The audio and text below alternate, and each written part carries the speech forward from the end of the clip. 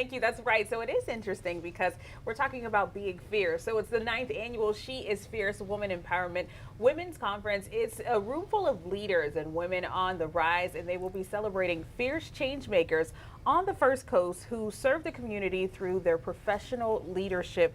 Joining us here this morning is founder Kelly Youngs. Kelly, welcome to the show. Thank you so much. I'm delighted to be here. I appreciate it. Well, I love this. First of all, this beautiful graphic that we have here for us. But tell me all about this event, because this is kind of a lot. It is a lot. This is actually our signature event that's coming up this Wednesday. It's called Women's Wednesday.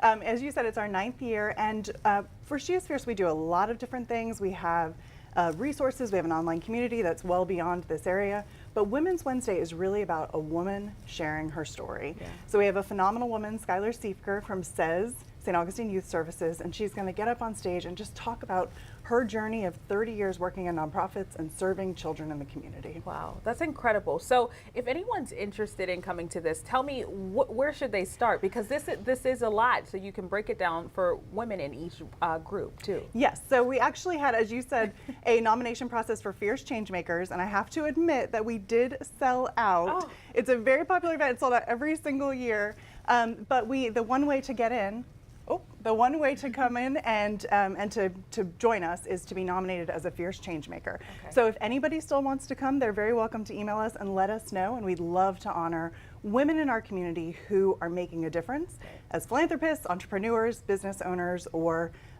just working in nonprofits. What type of women are a part of this organization? Because I'm looking at the pictures, it looks like everyone is included.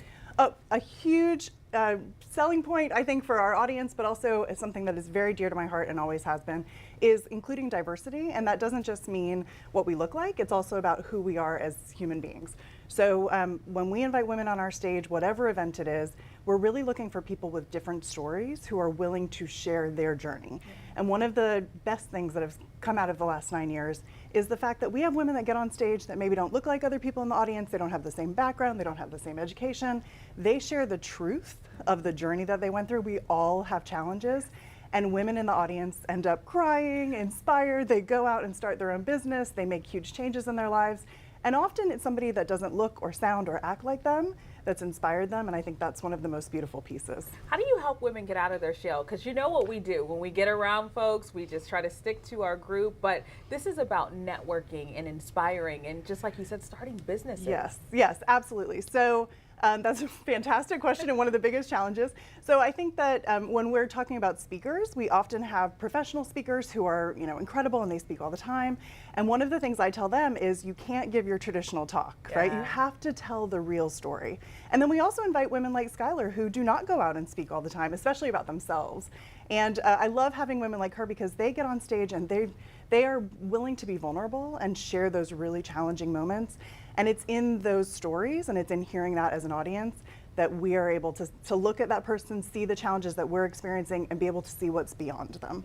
All right, I love the beyond part. So if anyone's interested in joining in this program, how do they go about doing that? Because there's still time, right? Yes, absolutely. So the first way that they can get involved is just go to sheisfiercehq.com. So check out our website, check out Women's Wednesday. If you want to attend now, the only way in is to be nominated as a Fierce Changemaker or to nominate a Fierce Changemaker.